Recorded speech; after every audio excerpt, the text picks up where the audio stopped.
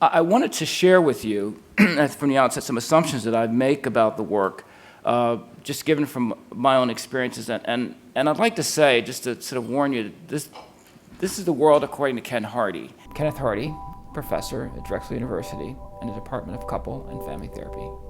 I feel this from the pits of my core, like we're at risk of losing a whole generation of young people. And when we look at those who kill and those who are killed, it deeply concerns me that we're losing a whole generation. And it seems to be happening rather rapidly in front of our eyes. And so that it says to me that maybe some of what we have been doing is simply not working very well.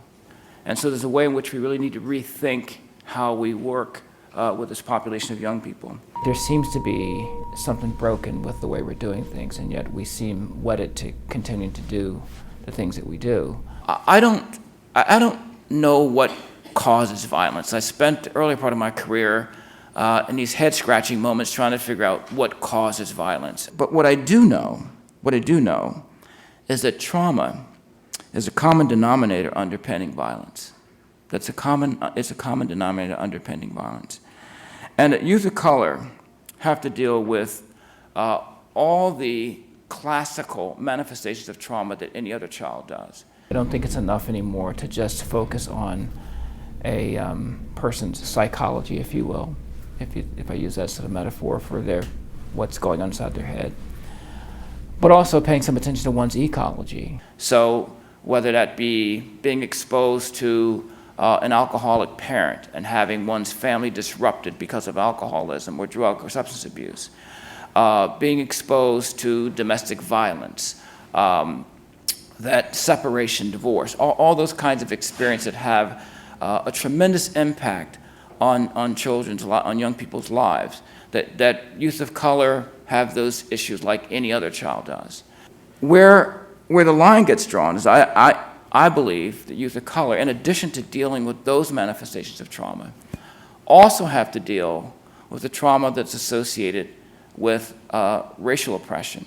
One of the shifts I've made in my own work is to think more about how someone's family experiences help shape them. But not only that, but experiences with race and ethnicity and culture and gender and sexual orientation, all those issues, that all of those things come together to help make us who we are and have a little piece to do with the complexity of the human spirit. And so I think that the work we do has to pay attention to that as well. We look for what's wrong with you. We're less concerned about what happened to you. We're concerned about who you are, not who were you before you became who you are.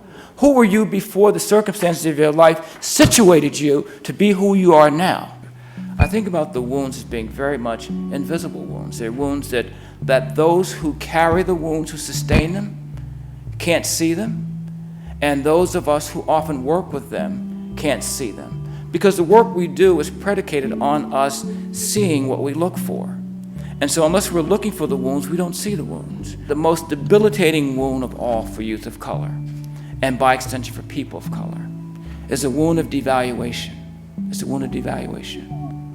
And so I do think that the core of the work that we do with young people there's a piece of it that has to be specifically directed toward counteracting devaluation. Counteracting devaluation.